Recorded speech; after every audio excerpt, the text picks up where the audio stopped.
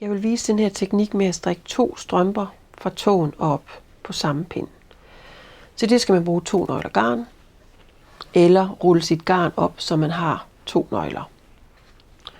En markør og en rundpind på 80 cm. Det er vigtigt, at den er 80, for den skal være lang nok til at kunne lave loop i begge sider. Nu slår jeg først op til den ene.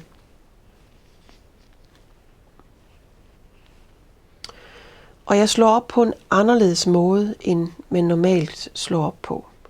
Jeg laver lige cirka 25 cm, og så laver jeg en almindelig maske.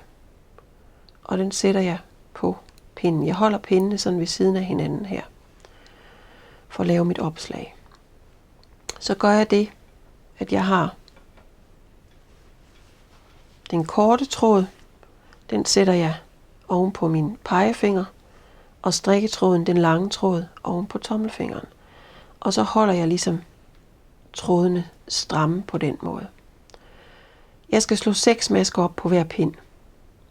Jeg tager pegefingeren og laver en maske op på forreste pind, tager tommelfingeren nedenunder og sætter tråden op, så den ender inde i midten. Pegefingeren op over og ind mod midten. Tommelfingeren under, op over og ind mod midten. Og det gentager jeg til jeg har 6 masker på hver pind. Og jeg slutter med den på forreste pind. Nu er 5, 6. Og jeg skulle gerne slutte med den korte tråd på den forreste pind, for at det passer. Nu skubber jeg dem bare lige så stille ind på pinden. Endelig ikke ud i vejeren. Så kan vi ikke fange dem igen. Det var det første nøglegarn. Så tager jeg det andet nøglegarn. Og der starter jeg også med at have cirka 25 cm. Laver en maske. Sætter masken på den bagerste pind. Holder den korte endetråd på pegefingeren og den lange på tommelfingeren. Og så gør jeg det samme igen med at jeg skal lave 6 masker på hver. Først er det pegefingeren under og op på pinden. Tommelfingeren under og op på pinden og ind i midten. Sådan så jeg også har 6 masker på hver her. Så det bliver 12 masker til en start.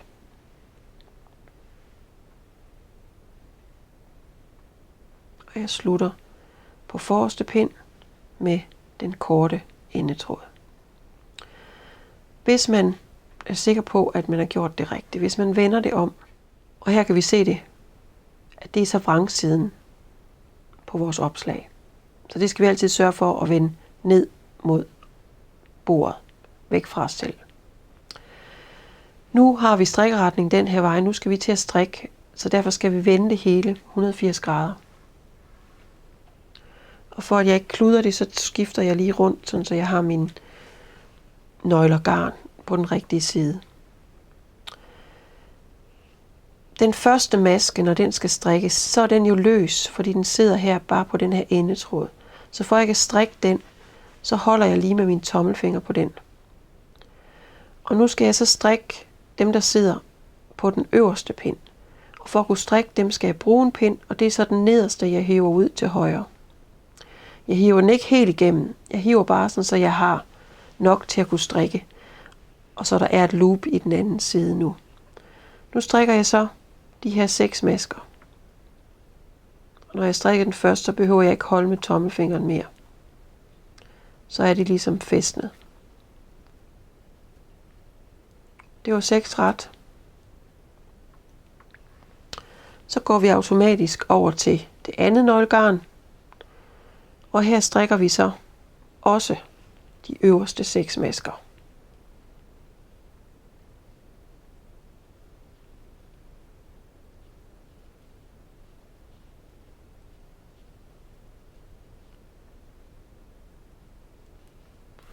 Så Så har vi strikket den ene del af første omgang. Jeg vender igen 180 grader. Jeg sørger for, at mine retmasker, mine glatte masker, vender op mod mig selv. Og nu skal jeg så strikke den anden side, og det gør jeg ved at skubbe den her pind ind lige så stille, så jeg har maskerne, jeg kan strikke på her.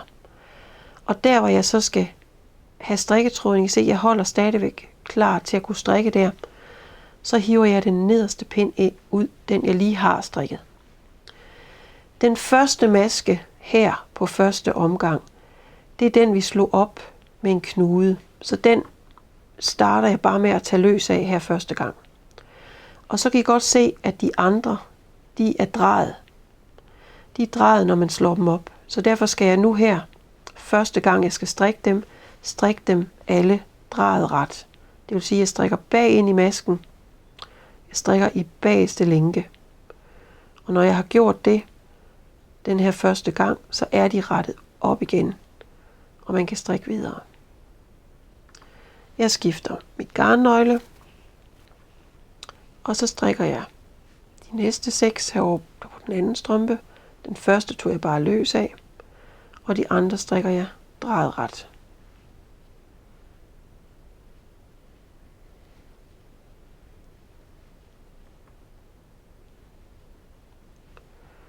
Det var første omgang på 2 strømper. Jeg drejer igen. Starter med at holde på strikketråden. Skubber min pind ind.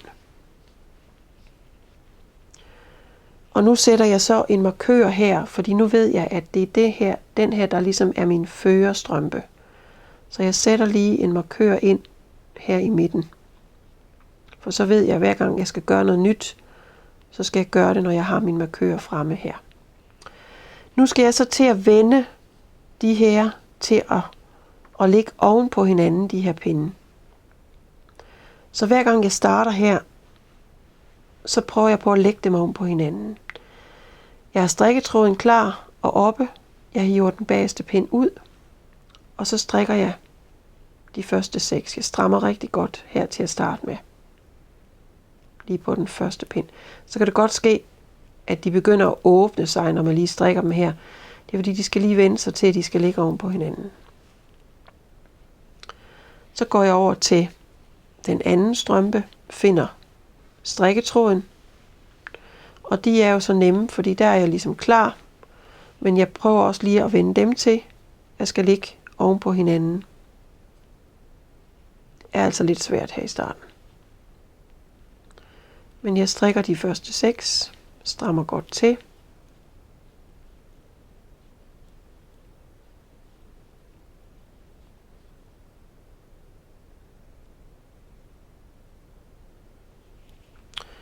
Jeg vender igen. Stadigvæk ret siden op mod mig selv. Gør klar med strikketråden. Skubber den forreste pind ind.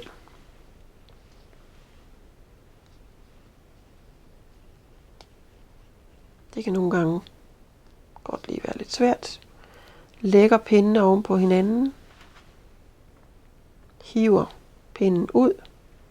Og strikker de 6. Jeg skifter over til den anden. Og strikker de sidste 6 over på det, der hedder førerstrømpen. Startstrømpen.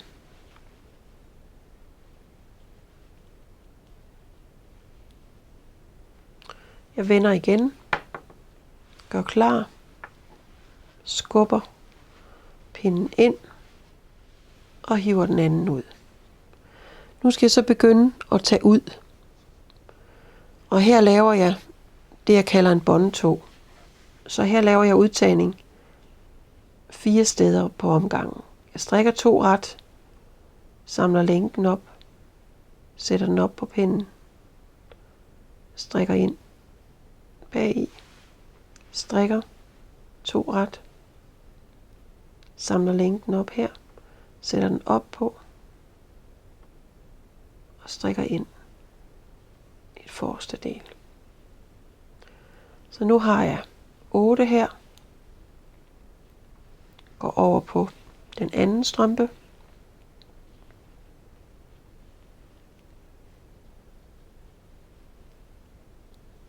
strikker det samme. 2 ret.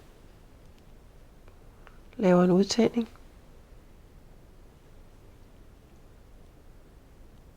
Strikker 2 ret. Og laver en udtagning.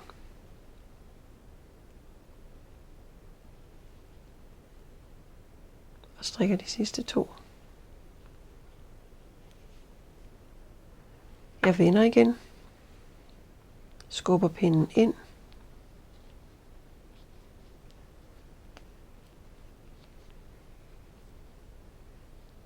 Hiver pinden ud. Laver udtagning igen på samme måde. 2 ret. Og en udtagning.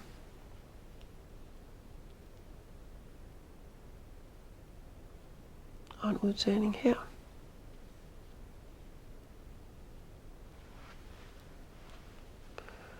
Og så over til den sidste strømpe.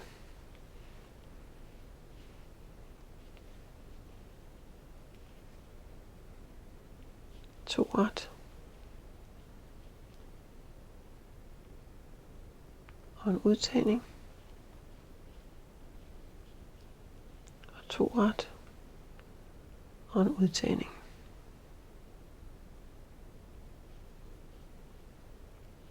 Og strikker de sidste 2. Og så vender jeg igen.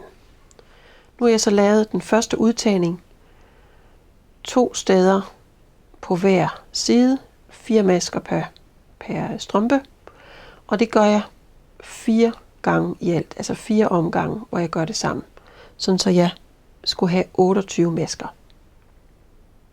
Nu har jeg så lavet udtagning 4 gange i begge sider, sådan så jeg har 28 masker, det vil sige, at jeg har 14 på begge sider af begge strømper. Nu putter jeg den her endetråd ind i maven af strømpen. Nu strikker jeg så 2 omgange uden udtagning. Nu har jeg strikket hele tåen. Jeg strikkede efter de første 4 omgange, hvor jeg lavede udtagninger hver. Så strikkede jeg 2 omgange og lavede en udtagning. Og så har jeg strikket 3 omgange og lavet den sidste udtagning. Så nu har jeg 36 masker på hver strømpe. Og det er det, mit masketal skal være til den her lille størrelse. Og nu skal jeg så strikke rundt på de 2 strømper, op til jeg skal til at lave hælen. Nu har jeg så strikket min strømpe op til der, hvor jeg skal begynde på hælen. Og her, hvor vi snakker om, at det er størrelse 19-22 i sko, der er jeg så strikket 9 cm. Den hæl, jeg strikker her, det er det, der hedder en timeglashæl. Og det er fordi, den er den nemmeste hæl, synes jeg, man kan strikke, når man så strikker 2 på en gang. Jeg har gjort det, at jeg har strikket hen over førerstrømpen, altså den første strømpe og den næste strømpe, fordi jeg så siger, at det her, det så er vristen. Og på den anden side, hvor vi nu skal i gang, det er så hælens masker. Så jeg er klar til at vende her, og nu begynder jeg så at strikke hælen på den her strømpe. Og en timeglashæl består af 2 dele, og imellem de 2 dele skal man strikke en omgang, men det kommer vi ligesom til. Så først så strikker jeg de 18 masker, jeg har her. Så vender jeg. Og nu strikker jeg så fra vrangsiden. Stadigvæk på den her strømpe. Jeg laver en vendemaske. Jeg strammer i tråden med min pegefinger. Tager masken af, så I kan se, at den ligner et A. Så stram godt til her, når I strikker næste maske. Og nu strikker vi jo vrang, fordi vi er på vrangsiden af arbejdet. Og nu strikker vi så hen til slutningen af pinden. Nu har vi så 17 vrang, fordi vi startede med 18 og havde en vendemaske. Jeg vender. Laver en vendemaske igen. Tager masken af, strammer med pegefingeren. Og så strikker jeg hen til 2 masker før den sidste vendemaske. Det vil sige, at jeg har en maske imellem vendemasken. Så vender jeg. Laver en vendemaske igen. Strikker vrang. Og det her, det gentager jeg. Sådan så jeg i alt laver 4 vendinger i begge sider. Nu har jeg lavet 2 her. Men jeg fortsætter til, at jeg har lavet 4 i begge sider.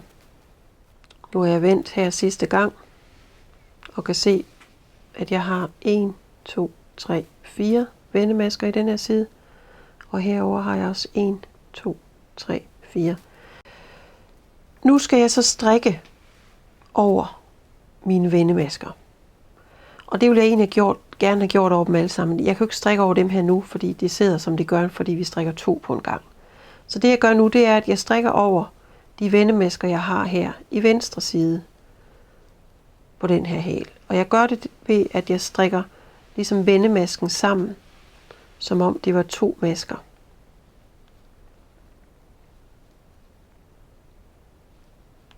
På den måde bliver de ordnet.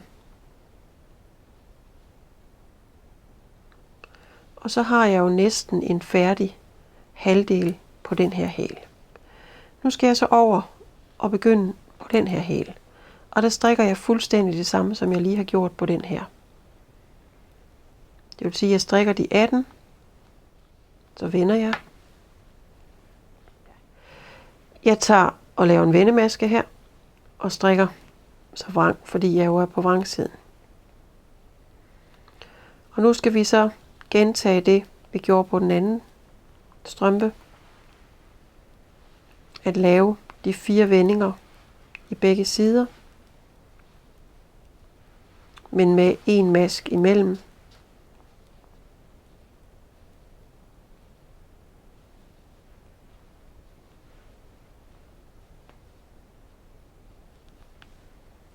Vi vender. Laver en vendemaske. Nu er jeg så færdig med første del på nummer 2 strømpe. Og I kan se, der har jeg 1, 2, 3, 4 vendinger her. Og det samme har jeg herover. Og nu kan jeg så strikke over mine vendemasker herover i venstre side af hælen, ligesom jeg gjorde på den første.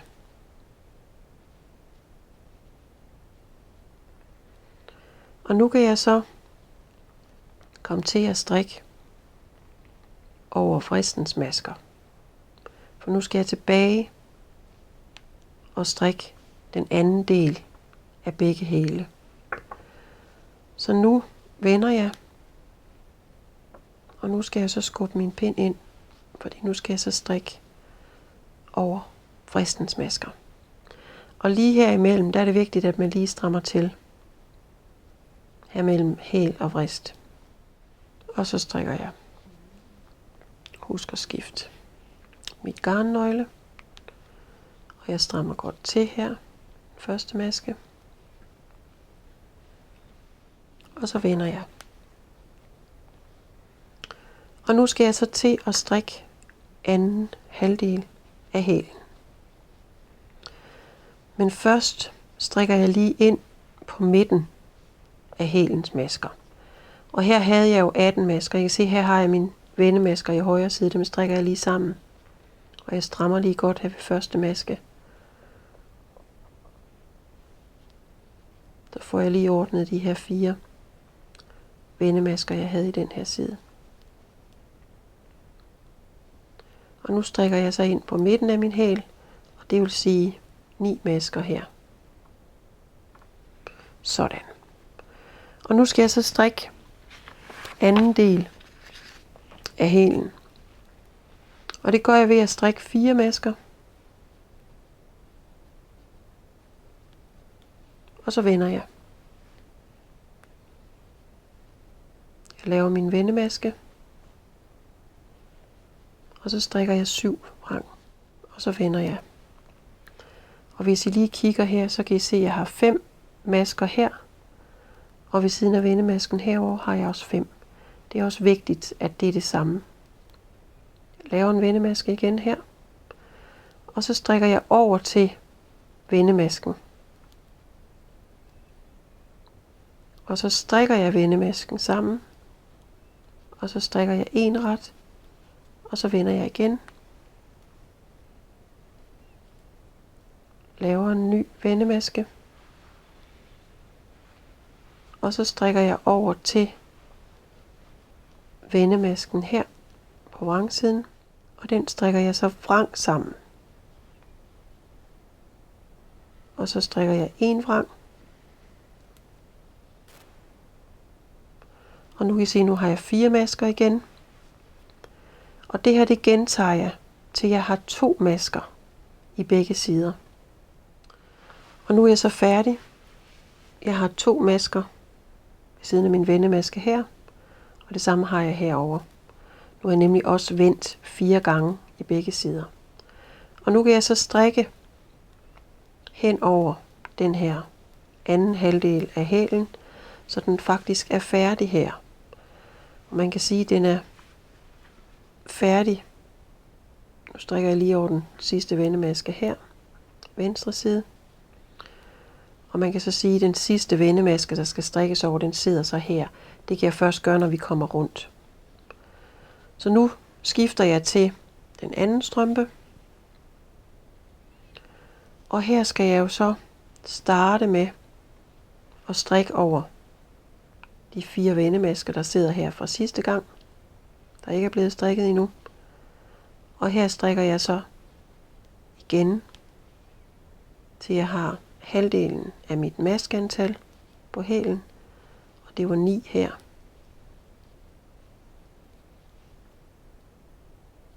Sådan.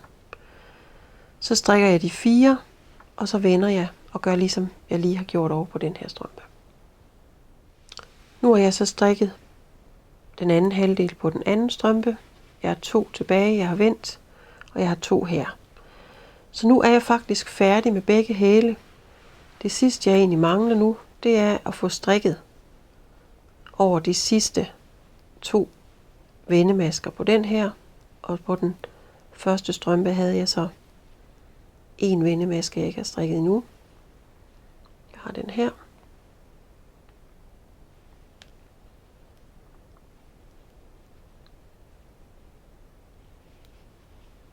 Så vender jeg. Og nu skal jeg jo skubbe min pind ind igen, fordi nu skal jeg så begynde at strikke videre på vristens masker. Og lige ved den her overgang, der er det vigtigt at lige stramme godt her første gang. Vi lige får strikket tilbage her. Og så strikker jeg over på den næste. Strammer godt her. Vender igen. Skubber pinden ind. Og så kan I se, nu kan jeg så her på næste omgang få strikket de sidste 2 vendemasker. Og så er jeg simpelthen færdig med at strikke hæl på begge strømper. Og nu kan jeg så strikke op og strikke mit skaft, lige så langt jeg nu vil. Nu er jeg så strikket rundt på begge strømper, da jeg var færdig med hælen, og strikket op, og jeg har strikket et stykke rib, og nu vil jeg så lukke af. Og det jeg gør først, det er, at jeg lukker af på den ene halvdel af den ene strømpe, og lader lige en maske hænge, og så lukker jeg af på den næste. Men når jeg lukker af her i rib, så er det en god idé at lave det lidt elastisk, når man lukker af. Så det jeg gør, det er, at jeg strikker en vrang. Jeg laver noget inde i vrangmaskerne. Så laver jeg en slå om, og så lukker jeg af ovenpå slå om masken og lukker den af. Så får jeg lavet, det gør jeg bare lige en gang, så får jeg lavet en lidt mere elastisk rib. Man kan også lukke af med italiensk aflukning, hvis man vil det.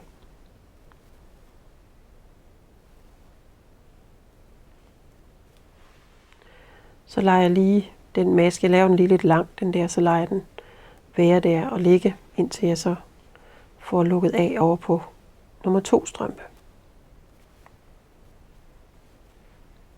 Så fortsætter jeg simpelthen med at lukke af på den. Så er jeg færdig med mine 2 strømper strikket fra tåene op. Jeg har lukket af, sådan så den er elastisk, og dermed er jeg sikker på, at man kan få den på en ordentlig måde. Og de her strømper, jeg har strikket, er størrelse 19-22 med 36 masker.